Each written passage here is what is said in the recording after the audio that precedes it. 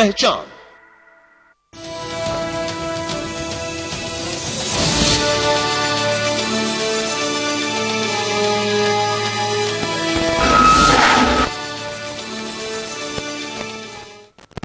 खैर मकदम है आपका समय न्यूज नेटवर्क में और आप देख रहे हैं 24 घंटे का उर्दू न्यूज चैनल आलमी समय। हालत हाजरा के साथ हाजिर हूं मैं खालिद रजा खान। नरेंद्र मोदी के करीबी अमित शाह को बीजेपी का नया सदर चुना गया है। अमित शाह ने राजनाथ सिंह की जगह ली है। अमित शाह को सदर बनाए जाने से बीजेपी खेमे में खुशी है, लेकिन अपोजिशन इसे शक की निगाह से देख रहा है। अमित शाह पर सोहराबुद्दीन इशरत जहां फर्जी इनकाउंटर का इल्जाम है, इसके अलावा एक लड़की की जासूसी का भी इल्जाम है। सवाल यह है कि अमित शाह को सदर बनाकर बीजेपी क्या पैगाम देना चाहती है? क्या पूरी बीजेपी अब मोदीमय हो गई है? बड़े लीडरों को साइडलाइन कर जिस तरह अमित शाह को सदर बनाया गया है, क्या इससे बीजेपी में इंतशार पैदा नहीं होगा? इसके अलावा हम बात करेंगे नेशनल हेराल्ड केस की। इस केस में इनकम टैक्स का नोटिस मिलने के बाद सोनिया गांधी काफी नाराज हैं। उन्होंने इसे सियासी साजिश करार दिया है। सोनिया गांधी ने कहा है कि बीजेपी के इस कदम से कांग्रेस दोबारा इख्तिदार में आएगी। वहीं बीजेपी का कहना है कि कानून अपना काम कर रहा है।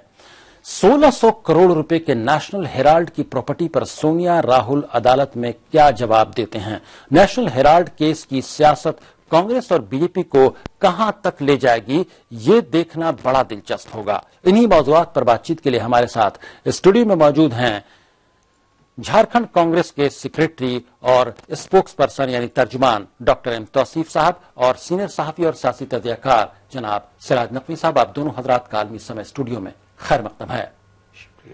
और फोन लाइन के जरिए हमारे साथ गुफ्तगू में शामिल हो रहे होंगे लखनऊ से बीजेपी के उत्तर प्रदेश के तर्जुमान मनोज मिश्रा साहब भी और कांग्रेस के तर्जुमान मीम अफजल साहब भी दरमियान में शामिल हो रहे होंगे। तो आइए शुरू करते हैं अपना खुसूसी प्रोग्राम हालात हाजरा।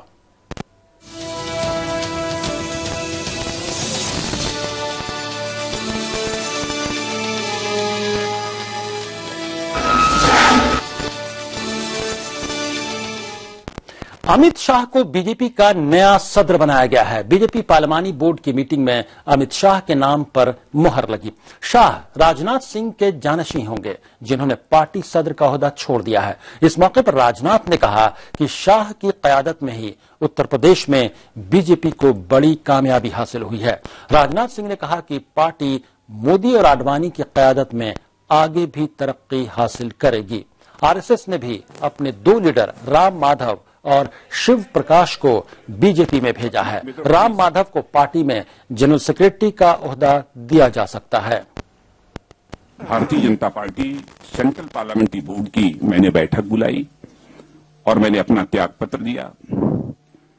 पार्लियामेंट्री बोर्ड ने मेरे त्याग पत्र को स्वीकार किया है और सर्वसम्मत से श्री अमित शाह जी को भारतीय जनता पार्टी के राष्ट्रीय अध्यक्ष के रूप में अपनी सहमति दी है। आज से और अभी से श्री अमित शाह अब भारतीय जनता पार्टी के राष्ट्रीय अध्यक्ष के रूप में अपनी जिम्मेदारी का निर्वाह करेंगे। अमित शाह को बीजेपी का सदर मुंतखब किए जाने पर कांग्रेस ने मुहतात रद्द-ए-अमल का इजहार किया है। कांग्रेस का कहना है कि ये बीजेपी का अंदरूनी मामला है, लेकिन अमित शाह पर जो इल्जाम है उनका बीजेपी को जवाब देना पड़ेगा। भारतीय जनता पार्टी का अंदरूनी मामला है, वो किसको अपना अध्यक्ष चुनते हैं, इस पर हम टिप्पणी कुछ करें वो सार्थक नहीं होगा। पर यह बात जरूर है कि अमित शाह जी के मुतल्लक कई बातें जो पिछले दिनों में आई हैं उसके बारे में भी लोग विचार करेंगे, मगर ये मामला अंततः उनका अंदरूनी मामला है। इस मामले में दीगर सियासी लीडरों का क्या कहना है, ये वो भी सुन लेते हैं। भारतीय जनता पार्टी किसे अध्यक्ष बनाए किसे ना बनाए वो उनका अंदरूनी मामला है, लेकिन भारतीय जनता पार्टी पिछले कई दिनों से अपना जो क्रूर चेहरा है उसको आगे रख के राजनीति करना चाहती है। चाहे वो प्रधानमंत्री पद का उम्मीदवार बनाने के समय नेता चयन करने का सवाल रहा हो, चाहे अब भारतीय जनता पार्टी के अध्यक्ष पद का चयन करने का सवाल हो। अब बीजेपी ने अपना जो क्रूर चेहरा है उन्हें आगे लाने की शुरुआत की थी और उसी की कड़ी में अमित शाह को अध्यक्ष बनाया जा रहा है। कोई आश्चर्यजनक बात नहीं है। ये जो बीजेपी जिस रास्ते पर चल पड़ी है उसमें ये सब बातें स्वाभाविक है। और ये उनके दल का अंदरूनी मसला है, इसमें हम लोगों का कोई दखल नहीं। तीनों मेहमान हमारे साथ बातचीत में शामिल हैं, स्टूडियो में मौजूद हैं कांग्रेस झारखंड के स्पोक्स पर्सन और सेक्रेटरी डॉक्टर एम तौसीफ साहब और सिराज नकवी साहब, सीनियर साफी और सियासी तर्जकार, और फोन लाइन के जरिए बातचीत में शामिल हो गए हैं उत्तर प्रदेश बीजेपी के तर्जुमान स्पोक्स पर्सन मनोज मिश्रा साहब। आपका भी खैर मकदम है। मनोज मिश्रा साहब, ये तो यकीनन बीजेपी का अंदरूनी मामला है कि अमित शाह को बीजेपी का नेशनल प्रेसिडेंट बनाया गया है, लेकिन जिस तरह से सवालात उठ रहे हैं कि पास्ट में जो इल्जामात रहे हैं अमित शाह पर कि उसका उनको जवाब देना होगा, बहुत सारे फर्जी इनकाउंटर के केसेस हैं उन पर, क्या आप क्या कहेंगे इस बारे में जो अपोजिशन जिस तरह से सवाल खड़े कर रहा है? देखिए, वो सारे मामलों में बरी जैसे हैं और कहीं पर कोई ऐसी बात नहीं है। असल विपक्ष को कोई मुद्दा तो मिल नहीं रहा, तो कुछ न कुछ ऐसी बात जरूर करेगी जिसमें कुछ विवाद खड़ा हो। अमित शाह की संगठन क्षमता पूरा देश दुनिया देख चुकी है। उत्तर प्रदेश में 80 में से 73 सीटें जीत चुकी है, अमित शाह के नेतृत्व में जीती है, तो स्वाभाविक है नेतृत्वकर्ता के उनके अंदर गुण है और इस गुण से विपक्ष का परेशान होना स्वाभाविक है। एक तरफ तो वो ये कह रहे हैं, मैंने सुन रहा था अभी कि उनका अंदरूनी मामला, दूसरी तरफ कह रहे थे क्रूर चेहरा लाए हैं, चाहे वो प्रधानमंत्री पद का मामला रहा हो, चाहे वो पार्टी के प्रेसिडेंट का मामला रहा हो। तो ये दो तरफा बातें, अगर आंतरिक मामला है तो आपको बोलना नहीं चाहिए, उनका स्वागत करना चाहिए। अगर क्रूर चेहरा की बात है तभी आप लोकसभा चुनाव पूरी तरह से पराजित हुए, तो जनता के मत को अंतिम मत माना जाता है, किसी नेता के मत से कोई चीज पड़ती नहीं, असर नहीं पड़ता। जी, आप फोन लाइन पर बने रहिए। मनोज मिश्रा साहब हमारे साथ स्टूडियो में मौजूद हैं, दो मेहमान। डॉक्टर एम तौसीफ, आपसे जानना चाहेंगे, अमित शाह को बीजेपी का सदर बनाया गया है, क्या आपका रद्द-ए-अमल है? क्योंकि आपकी पार्टी ने कहा कि अंदरूनी मामला है, लेकिन उसके साथ कुछ न कुछ टैग जरूर लगाया है कि बीजेपी को इसका जवाब भी देना होगा कि उन पर जो इल्जामात हैं फर्जी इनकाउंटर्स वगैरह के, आप क्या कहेंगे? ये सच है कि हर ऑर्गेनाइजेशन का काम करने का अपना तरीका होता है और वो अपने ऑर्गेनाइजेशन के उनके अपने फैसले हैं, उन्होंने फैसला जो लिया है वो उनका अपना फैसला है, इस पे बहुत ज्यादा कहने की कोई जरूरत नहीं है। रहा सवाल के जो उन पे इल्जामात हैं, पहले जो इल्जामात लगे हुए हैं, पूरे देश को, पूरे देश की आवाम को इसका जवाब तो उन्हें देना ही होगा और इससे वो बच नहीं सकते हैं। और रहा सवाल जो अभी कह रहे थे भारतीय जनता पार्टी के तर्जुमान उत्तर प्रदेश के अपोजिशन के पास कोई भी ऐसा मौजू नहीं है जिस पे बात कर सके। अपोजिशन के पास बहुत सा मौजू है जिस आपने पूरे हिंदुस्तान में ये जो अभी जो नेशनल इलेक्शन हुआ उसमें आप जीत करके आए हैं और आप इस मुद्दे पे जीत करके आए थे कि महंगाई को हम कम करेंगे। सबसे पहले कि बजट आने से पहले आपने रेल का किराया बढ़ाया, महंगाई रुक नहीं रही है, थम नहीं रही है। तो ये सब सारी जितनी भी चीजें हैं ये आवाम यहाँ की देख रही है। आप कह नहीं सकते हैं कि मौजू नहीं, मौजू 1000 है, लेकिन ये भी एक सीरियस मौजू है कि इन पे जो इल्जामात लगे हैं इसके जवाब इन्हें देने होंगे। जी, सिराज नकवी साहब, एक जर्नलिस्ट के तौर पर आप कैसे देखते हैं जिस तरह से अमित शाह को नेशनल प्रेसिडेंट बनाने के बाद जिस तरह से बातचीत हो रही है, जिस तरह से रिएक्शंस आ रहे हैं, तमाम लोग कह रहे हैं कि पार्टी का अंदरूनी मामला है, लेकिन उसके बावजूद कुछ न कुछ बातें एक्स्ट्रा वो जरूर बोल रहे हैं कि ये होगा और वो होगा, इसका जवाब देना होगा और बीजेपी का क्रूर चेहरा सामने आया है, इस तरह की बातें। देखिए खालिद साहब, बीजेपी के कौल व फेल में हमेशा तजाद रहा है और ये फैसला भी उनके इस कौल व फेल के तजाद का सबूत है। वो बात करते हैं साफ सुथरी सियासत की, ऐसे लोगों को सदर बना रहे हैं जिनके दामन पर बहुत संगीन इल्जामात के दाग लगे हुए हैं और अभी तक कम से कम उन मामलों में बेशतर में वो मुल्जिम हैं और उनको कोर्ट केसेस का सामना करना पड़ रहा है। बीजेपी इससे बच भी सकती है। ये सही बात है कि बीजेपी के लिए उन्होंने तंजीमी सतह पर बड़े काम किए हैं, तो उनकी तंजीमी अहमियत अपनी जगह बीजेपी के लिए मुसल्लम है, लेकिन इसके साथ साथ बीजेपी को यह भी देखना चाहिए कि कौमी सदर कोई किसी ऐसे आदमी को बनाया जाए जिसका दामन बेदाग हो। तो यकीनी तौर पर ये जो दावे करते रहे साफ सुथरी सियासत के, उन दावों के बरक्स फैसला किया गया है।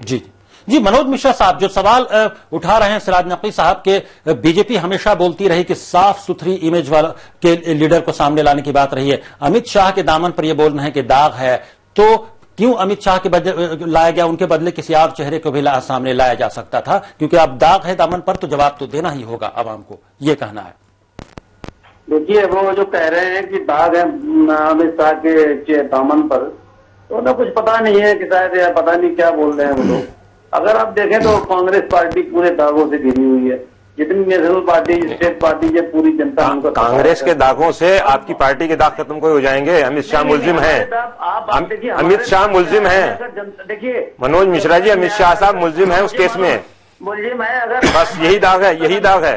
सुनिए मान्यवर, जब तक न्यायपालिका अंतिम निर्णय, हाँ, मैंने मुलजिम कहा है, मैंने उन्हें मुलजिम कहा है, आरोपी कहा है, मुलजिम नहीं कहा है। कौन नहीं है मुलजिम की बात आप? हाँ, तो आपकी पार्टी तो मुलजिम पर भी बात करती है। दूसरी पार्टियों में मुलजिम होते हैं तो आप उनसे भी ये मुतालबा करते हैं कि वो इस्तीफा दे दें। कोई डबल स्टैंडर्ड ना अपनाइए अपने लिए। बाद में कहते हैं देखिए ये सब बातें नहीं है। नहीं, आप देखिए डबल स्टैंडर्ड अपनाते हैं। आप कहते कुछ हैं, करते कुछ हैं। दूसरी पार्टी में मुलजिम होते हैं तो आप कहते हैं कि इनको इस्तीफा देना चाहिए। आपकी पार्टी के मुलजिम होते हैं तो उनको हार पहनाते हैं आप। मामला सिद्ध हो चुका कई बार, न्यायपालिका से अंतिम जब तक निर्णय नहीं होता तब तक आप उन्हें कुछ। तो ये उसूल दूसरों पर भी लागू कीजिए कभी। लेकिन मनोज मिश्रा जी, ये कहना है कि दूसरे पार्टी के नेताओं पर जब इल्जाम लगता है तो आप ही की पार्टी बहुत हंगामा करती है। चूंकि इल्जाम लग गया है तो अभी उन्हें छोड़ देना चाहिए, उन्हें कोई पोस्ट नहीं दिया जाना चाहिए। इस बात को इस समय क्या मतलब, इल्जाम बहुत पहले लग चुके, उन पर निर्णय हो चुके, बातें हो चुकी, आज वो बने। अगर कल कोई इल्जाम लगे तब बात उठेगी। इल्जाम लगे हुए हैं 6 साल 10 साल 7 साल। इल्जाम में बेदाग साबित नहीं हुए अभी वो। बात कर रहे हैं, इल्जाम में बेदाग साबित नहीं हुए अभी तक वो। देखिए अमित शाह उसके बाद पार्टी के राष्ट्रीय महामंत्री रह चुके हैं, अब वो राष्ट्रीय अध्यक्ष हो गए हैं। तो जब तक वो ऐसे ही आप इल्जाम लगाते रहे, इल्जाम को कब तक आप ढोएंगे? जनता वर्डिक्ट दे चुकी है, गुजरात में दे चुकी है, देश में दे चुकी है। इसके बाद भी आप क्रूर चेहरा, दागी चेहरा, दुनिया भर की बातें करते हैं। कोर्ट ने तो अभी फैसला नहीं ना सुनाया है, जनता ने फैसला सुनाया है ना। कोर्ट का निर्णय आने दीजिए। कोर्ट तो भी बहुत मामलों में फैसले नहीं सुनाई है, तो कोर्ट का निर्णय तो आने दीजिए, तब तक आप उन्हें दागी मत कहिए। उसके बाद अगर जैसा निर्णय है वैसी बात करिए। जी डॉक्टर एम तौसीफ, आप क्या बोलेंगे जो मनोज मिश्रा साहब बोले, क्योंकि आपकी पार्टी पर भी के बहुत सारे नेताओं पर, एमपी पर इल्जामात हैं और कांग्रेस उसमें सवाल भी उठाती रही है। नहीं, इनके ऊपर तो संगीन इल्जामात तो लगे ही हुए हैं। ठीक है, इनका कहना है कि अभी कोर्ट का फैसला नहीं हुआ है, लेकिन जब इनके ऊपर इल्जाम लगे हैं, कोई वजह तो है, वजह पे ही इल्जामात लगे हैं ना। ऐसा तो नहीं कि मेरे ऊपर क्यों नहीं लगे, चाहे ये मिश्रा जी के ऊपर क्यों नहीं लगे या आपके ऊपर क्यों नहीं लगे, इनके ऊपर आखिर वजह क्या है? कोई संगीन इल्जामात हैं और ठीक है, कोर्ट का फैसला का इंतजार कर रहे हैं हम लोग, कोर्ट का फैसला का इंतजार करें, लेकिन इल्जामात है। लेकिन जितना हल्ला हंगामा ये जो अपोजिशन में थे तो सत्ता पक्ष के फेवर में, सत्ता पक्ष के खिलाफ इतना हल्ला हंगामा इन लोगों ने किया है और उसी का नतीजा ये कि गुमराह करके ये लोग सरकार में आए हैं। इनसे एक रुपए कम नहीं हो सकता, न डीजल। जैसे ही इन्होंने शपथ लिया था 60 पैसे डीजल बढ़ा, फिर उसके बाद जब इनका अभी आने वाला था ये 50 पैसा डीजल बढ़ा, 1 रुपए 59 पैसा पेट्रोल बढ़ा। इनसे कुछ कम नहीं होने वाला है। प्याज का, आलू का दाम बढ़ता ही जा रहा है। इन्होंने देश की जनता को गुमराह किया है और गुमराह कर मनोज मिश्रा साहब, आप क्या बोलेंगे जो बात कर रहे हैं? हालांकि बात हम लोग कर रहे हैं कि अमित शाह को बीजेपी का प्रेसिडेंट बनाएंगे उस मौजू पर, लेकिन बात ये भी उठ के आ रही है बीच में कि आवाम को गुमराह किया गया है। सुनिए, मुझे पूरी बात कर लेने दिया करिए, तब इनसे कहिए, निवेदन करें कि बाद में बोले। बार बार ये बोल लेते हैं बीच में, मैं इनके बीच में बोल दूंगा तो वही बातें हो जाएंगी। जी आप बोलिए मनोज मिश्रा साहब। आप अलग विषय को अलग कनेक्ट कर रहे हैं। आप पहले तो मैं एक जान नहीं पा रहा, आप जो सज्जन बोल रहे थे वो किस पार्टी, क्योंकि मैं फोनों पर हूं तो मैं देख नहीं पा रहा हूं। जी, ये जो बोल रहे थे अभी आपसे पहले, वो कांग्रेस के झारखंड के प्रवक्ता हैं और सेक्रेटरी। क्या बोलेंगे कांग्रेस के लोग, क्या बोलेंगे? उनके चंदी 72 छेद है, इनको तो बोलने का नैतिक हक ही नहीं है इनके। भैया बंगारू लक्ष्मण को याद करो, युदेव जी को याद करो। मुलजिम मानते हैं, अगर ये मुलजिम मानते हैं तो सबसे पहले सोनिया जी राहुल को जेल जाना चाहिए। तो कभी कोर्ट ने इनको नोटिस दिया है? अरे भाई, ये वाले मामले में आप ये चली जाएगी पूरी। आपके पास तो कुछ मौजू ही नहीं बचा, कुछ टॉपिक नहीं बचा, तब राहुल जी और सोनिया जी को याद करेंगे। और जो ये खानदान के ऊपर कभी किसी तरह का एक भी इनके दामन पे दाग नहीं लगा है, तो अब तो आप चाहेंगे ही कि श्रीमती सोनिया गांधी और राहुल गांधी जी को लपेटे। आपके पास तो कुछ है नहीं बचा। आपने बहुत सारे लोगों को देख लिया, कांग्रेस के लोगों को फंसाने की कोशिश की। पिछली सरकार में, यूपीए 2 की सरकार में आपने देखा हमारे कांग्रेस के एक भी मंत्री को आप कुछ नहीं कर पाए, उनके ऊपर कोई इल्जाम नहीं लगा सके। हमारे अलायंस पार्टनर के ऊपर जरूर आपने इल्जाम लगाया, संगीन इल्जाम लगे, लेकिन हमारे कांग्रेस के किसी भी एक भी नेता के ऊपर किसी तरह का कोई इल्जाम नहीं लगा। आपके पास कुछ बचा ही नहीं है। तो श्रीमती सोनिया गांधी को पकड़ेंगे, राहुल गांधी को पकड़ेंगे। हम दोनों मेहमानों से ये, आपके पास बचा क्या है? कुछ भी नहीं बचा। हम बात कर रहे हैं कि अमित, और ये अभी आप सत्ता में आ गए हैं, आप मजबूत है, आप अभी कुछ भी कर सकते हैं, लेकिन ऐसा भी नहीं है कि हम अपोजिशन में हैं तो हम खामोश बैठेंगे। देखिए, पूरे देश की जनता को हम लोग हमें यहाँ पर लेना पड़ेगा, क्योंकि इस तरह से करना चाह रहे हैं। हम दोनों मेहमानों से कहेंगे कि हम बात कर रहे हैं कि अमित शाह को प्रेसिडेंट बनाया गया है। मोदी जी शपथ क्या ली है प्राइम मिनिस्टर के, आप तो एकदम लोकतंत्र को खत्म करके कर दिया है, राजतंत्र ला दिया है, तौसीफ में ऑटोक्रेसी लाया आपने। पहले लोकतंत्र को समझने की कोशिश करिए। सुनिए, मैं आपसे गुजारिश करूंगा कि हम बात कर रहे हैं कि अमित शाह को बीजेपी का प्रेसिडेंट बनाया गया, उस पर जो कई पार्टियों के रिएक्शन आए हैं उस पर हम बात कर रहे हैं कि क्या वजह है कि उन पर लोगों के रिएक्शन आ रहे हैं। लोग अंदरूनी मामला बोल रहे हैं, उसके बावजूद तमाम नेता जो हैं दूसरी पार्टियों के कुछ न कुछ जरूर बात बोल रहे हैं कि उन्हें जवाब देना होगा, उन पर दामन पे दाग हैं। हम बात इसी पर कर रहे थे, बात को हमें बढ़ाना नहीं था आगे की तरफ। हम यहां पर लेंगे एक ब्रेक, हालात हादरे में वक्त हो गया एक ब्रेक का। मनोज मिश्रा साहब, आपका फोन लाइन के जरिए बातचीत में शामिल होने के लिए बहुत बहुत शुक्रिया। डॉक्टर एम तौसीफ और सिराज नकवी साहब हमारे साथ स्टूडियो में बातचीत के लिए मौजूद हैं। ब्रेक के बाद हम आएंगे तो तकरीबन इसी गुफ्तगू को हम आगे बढ़ाएंगे और यह बात करेंगे कि कांग्रेस की सदर सोनिया गांधी ने कहा कि नेशनल हेराल्ड केस सियासी साजिश का हिस्सा है, इसलिए उन्हें इनकम टैक्स के जरिए नोटिस दिया जा रहा है। कोर्ट में उनकी 7 अगस्त को पेशी है। इसके तमाम पहलुओं पर गुफ्तगू करेंगे और गुफ्तगू में हमारे साथ फोन लाइन के जरिए शामिल हो रहेंगे मतीन अहमद साहब। फौरन हाजिर होते हैं।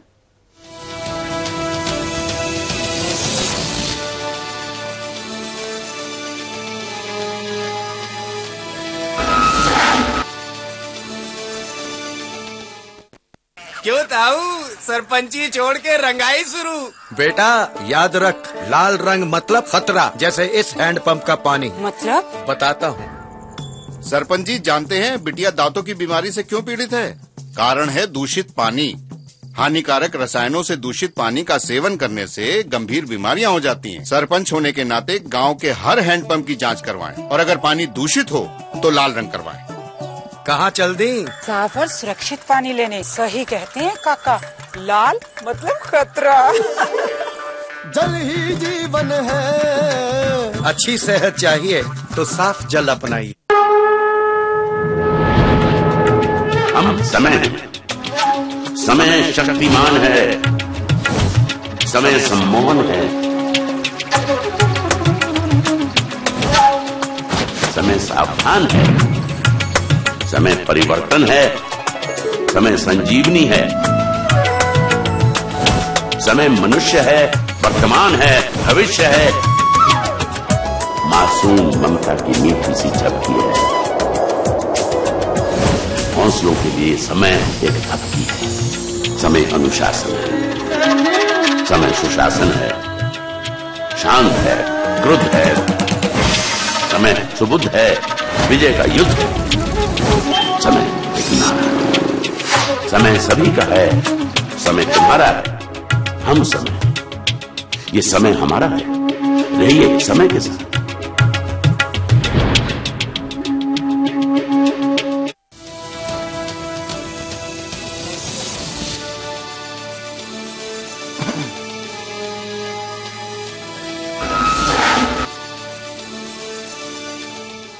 ब्रेक के बाद आलमी समय में आपका फिर खैर मकदम है। आप देख रहे हैं हमारा खुसूसी प्रोग्राम हालात हाज़रा। स्टूडियो में गुफ्तगू के लिए मौजूद हैं कांग्रेस झारखंड के सेक्रेटरी और स्पोक्स पर्सन तर्जुमान डॉक्टर एम तौसीफ और सीनियर सहाफी और सियासी तजज़ियाकार सिराज नकवी साहब। और इस सेगमेंट में हमारे साथ दिल्ली से फोन लाइन के जरिए गुफ्तगू में शामिल हो गए हैं दिल्ली में कांग्रेस के एमएलए चौधरी मतीन अहमद साहब भी। आपका खैर मकदम है। कांग्रेस की सदर सोनिया गांधी ने कहा कि नेशनल हेराल्ड केस सियासी साजिश का हिस्सा है। उन्होंने कहा कि यह सब बदली की कार्रवाई के तहत किया जा रहा है। सोनिया ने कहा कि कांग्रेस इस तरह के कदम से और मजबूत होगी और इख्तिदार में दोबारा वापसी करेगी। आपको बता दें कि नेशनल हेराल्ड प्रॉपर्टी केस में बीजेपी लीडर सुब्रमण्यम स्वामी की अर्जी पर कोर्ट ने सोनिया गांधी और राहुल गांधी को समन जारी किया है। नेशनल हेराल्ड केस के अर्जीगुजार सुब्रमण्यम स्वामी ने कहा कि इस केस में बीजेपी का कोई लेना देना नहीं है। उन्होंने जाती तौर पर डॉक्यूमेंट के साथ केस फाइल किया था। वो कहती है कि राजनीतिक यानी उसको निशाना बनाया जा रहा है। अब इसमें बीजेपी है ही नहीं। इसमें तो मैं एक व्यक्ति जिनके पास दस्तावेज थे, कोर्ट में गया। कोर्ट में किसी को भी जाने का अधिकार है और जाकर मैंने पेश किया सारे डॉक्यूमेंट्स। कोर्ट ने सारा छानबीन किया, एक एक डॉक्यूमेंट को सिद्ध किया और उसके बाद कहा कि हाँ एक प्राइमा फेसी केस बनती है इनकी फ्रॉड की और चीटिंग की और क्रिमिनल ब्रीच ऑफ ट्रस्ट। सो उनको नोटिस भेजा है, तो 7 तारीख को अगस्त को उनको हाजिर होना है, बेल लेना पड़ेगा, बेल मिलेगा तो, नहीं तो अंदर जाना पड़ेगा और विदेश जाने के लिए भी परमिशन लेना पड़ेगा। उसके बाद ट्रायल शुरू होगी और ट्रायल में वो अपना जो आधार है वो पेश करें। वहीं बीजेपी ने सियासी साजिश की बात को गलत करार दिया है। बीजेपी तर्जुमान और मरकजी वजीर प्रकाश जावड़ेकर ने कहा कि कानून अपना काम कर रही है। 1 month you have seen our government has not indulged into blame game. There could have been a blame game because we would have just revealed what are the facts, and when it is necessary we'll do that, but we have not indulged into blame game. And Narendra Modi, our Prime Minister, has always said that we are not into vindictive politics. Otherwise, Congress will have no place to hide. But the proceedings, as per law, what are going on, law will take its own course. आइए जानते हैं कि पूरा मामला है क्या। दरअसल जवाहरलाल नेहरू ने 8 सितंबर 1938 को लखनऊ में नेशनल हेराल्ड अखबार शुरू किया था। वो इसके पहले एडिटर और बोर्ड के चेयरमैन थे। आजादी की लड़ाई में इस अखबार ने अहम रोल अदा किया, लेकिन खराब मुआशी हालात के चलते 2008 में अखबार बंद कर दिया गया। तब इसका मालिकाना हक एसोसिएटेड जर्नल्स के पास था।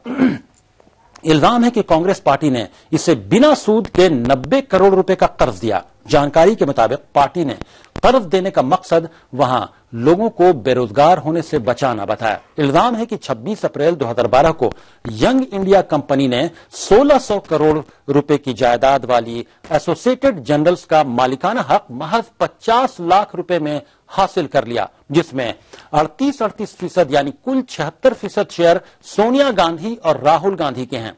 बाकी शेयर सैम पिट्रोदा, सुमन दुबे, मोतीलाल वोरा और ऑस्कर फर्नांडिस के पास हैं। बीजेपी नेता सुब्रमण्यम स्वामी का इल्जाम है कि गांधी खानदान हेराल्ड की जायदाद पर कब्जा कर चुका है। तीनों मेहमान हमारे साथ गुफ्तगू में शामिल हैं। स्टूडियो में मौजूद हैं कांग्रेस के झारखंड के सेक्रेटरी और तर्जुमान डॉक्टर एम तौसीफ, सीनियर सहाफी और सियासी तजज़ियाकार सिराज नकवी साहब, और फोन लाइन के जरिए गुफ्तगू में शामिल हैं दिल्ली से कांग्रेस के एमएलए चौधरी मतीन अहमद साहब। चौधरी मतीन अहमद साहब, क्या कहेंगे आप, जिस तरह के इल्जामात लगे हैं और जिस तरह से सोनिया गांधी और राहुल गांधी और पूरे और कांग्रेस के कई लीडरान को कोर्ट में खींचने की कोशिश है, क्या कहेंगे इस पर आप? जी चौधरी मतीन अहमद साहब। चौधरी मतीन अहमद साहब से राब्ता टूट गया है। जैसे उनसे बातचीत राब्ता होता है फिर बातचीत करेंगे। डॉक्टर एम तौसीफ, आपका क्या रद्द अमल है? क्या वाकई बदले की कार्रवाई है या एक इंडिविजुअल के तौर पर किसी को डॉक्यूमेंट्स हाथ लगे और वो कोर्ट में गया मामला? नहीं, ये तो बदले की कार्रवाई, ये बिल्कुल सियासत, ये इसमें सियासत का बू आ रहा है, सियासी हमला है। और इसमें श्रीमती सोनिया गांधी और राहुल गांधी को जिस तरह से इन लोगों ने इन्वॉल्व किया है और भी जो सीनियर लीडर्स हैं हमारे कांग्रेस को उसको उन लोगों को इन्वॉल्व किया है, ये बिल्कुल बेबुनियाद है। इनके पास कुछ है नहीं। मैंने इससे पहले भी आपको कहा था कि कांग्रेस के ऊपर बोलने के लिए इनके पास कुछ है नहीं। अब ये बिल्कुल ही रास्ते से इनको जिस तरह से देश को जिस तरह चलाना चाहिए ये चला नहीं पा रहे हैं, चला नहीं पाएंगे, क्योंकि इनके पास कोई बहुत बड़ा एक्सपीरियंस नहीं है। ऐसे ऐसे लोग बैठे हैं जिनके पास कोई एक्सपीरियंस नहीं, तो करे क्या? लोगों को गुमराह करना है, जनता को कुछ ना कुछ बताना है। महंगाई है, महंगाई तो ये कम कर नहीं पाएंगे। जो इससे पहले, ठीक है मौजू पे मैं बोलूंगा, लेकिन बात निकलेगी तो दूर तलक जाएगी, कहीं ना कहीं मुझे टच करना पड़ेगा। जी जी। तो इनके पास कुछ है नहीं। तो ये एक जो हमारा सुप्रीमो है, जो कांग्रेस पार्टी के अध्यक्ष हैं, उनको, राहुल गांधी जो हमारे लीडर हैं, उनको इन लोग इन्वॉल्व करने की कोशिश कर रहा है। तो ये बिल्कुल इसमें ये सियासत है, सियासत से भरा हुआ पूरा ये मुकदमा है। और ये सुब्रमण्यम साहब क्या बताएंगे, ये तो बेचारे इनके सारे इनके पर्सनालिटी को जानते हैं कि कैसे हैं, इधर से उधर, उधर से इधर, यही सब करते रहते हैं। और इनकी ये आगे चलकर, ठीक है, ये इन्होंने कोर्ट में जो पेश किया है, कोर्ट के पास इन्होंने अपनी बात को रखा है, ठीक है, आगे देखते हैं क्या हो सकता है। जी जी। हम लोग इसका मुकाबला करेंगे। जी जी। एक सहाफी के तौर पर आप क्या कहेंगे सिराज नकवी साहब, ये पूरे मामले को देखते हुए? देखिए खालिद साहब, पहले तो बात यह है कि ये मामला भी कोर्ट में, इसके बारे में अब कुछ ज्यादा कहना मुनासिब नहीं होगा। कोर्ट ने कॉल किया है। कोर्ट में जरूर है मामला, लेकिन पॉलिटिकल बयानात, सियासी बयानात जरूर आने लगे हैं। दूसरी बात सुब्रमण्यम स्वामी की है कि वो उनको तो मुकदमे दायर करने का बहुत शौक है, कि उनका पुराना शौक है और वो सिर्फ यही काम करते रहते हैं। वो बीजेपी के लीडर हैं, ये अलग बात है, तो मैं ये तो नहीं कह सकता कि इसमें बीजेपी शामिल है या नहीं है। ये सियासत का मामला है, तो कांग्रेस के कुछ लीडरों के लिए ये हो सकता है कि वो उन्हें ये शुबा हो कि बीजेपी शामिल है, लेकिन वो शामिल है या नहीं है। लेकिन सुब्रमण्यम स्वामी का ताल्लुक बीजेपी से है, तो जाहिर है कि बात तो वहां तक भी पहुंचेगी कि बीजेपी भी इसमें शामिल हो सकती है। और इसमें भी कोई शक नहीं कि बीजेपी की नीयत सोनिया फैमिली या ये नेहरू गांधी फैमिली के ताल्लुक से बहुत साफ नहीं है। इलेक्शन से पहले जो इंतखाबी मुहिम थी उसके दौरान जो कुछ नरेंद्र मोदी कहते रहे हैं माँ बेटे को निशाना बनाकर, वो भी सबके सामने है।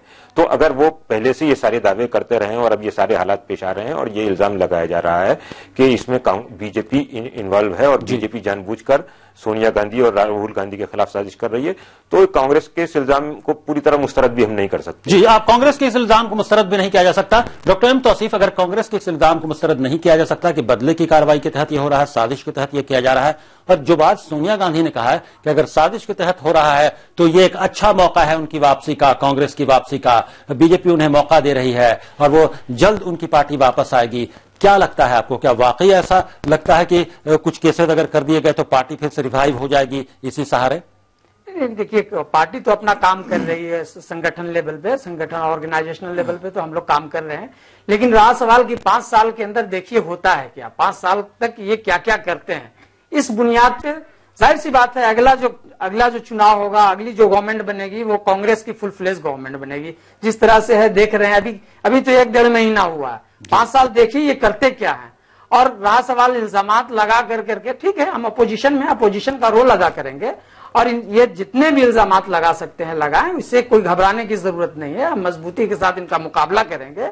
और गांधी जी ने कहा था कि सत्य परेशान हो सकता है, पराजय नहीं, तो ये सत्य की तरफ हम लोग चल रहे हैं। ये क्या इल्जाम, ये तो सुब्रमण्यम स्वामी तो जैसे अभी सर ने कहा, सुब्रमण्यम स्वामी का तो ये काम ही है कि ये सभी के ऊपर ढूंढते रहते हैं किस पे कितना, कहां कैसे केस किया जाए। अब मामला चूंकि कोर्ट में है नेशनल हेराल्ड का, अब सोनिया गांधी और राहुल गांधी को हाजिर भी होना है 7 अगस्त को। अब देखते हैं क्या सूरत बनती है, कोर्ट का क्या कदम होता है, क्या फैसला होता है यकीनी तौर पर। लेकिन कोर्ट के फैसले से पहले इस पर सियासत खूब शुरू हो गई है, जिसको कहते हैं इल्जाम, और फिर उसका जवाब खूब दिए जा रहे हैं बीजेपी और कांग्रेस की जानिब से। बहुत बहुत शुक्रिया डॉक्टर एम तौसीफ और सिराज नकवी साहब स्टूडियो में तशरीफ लाने के लिए और हालात हादरा में शामिल होने के लिए। शुक्रिया। हालात हादरा में अभी बस इतना ही। आप आलमी समय को इंटरनेट पर भी देख सकते हैं, लॉग ऑन करें www.samaylive.com। फिलहाल खालिद रजा को दीजिए इजाजत, मगर आप देखते रहिए आलमी समय।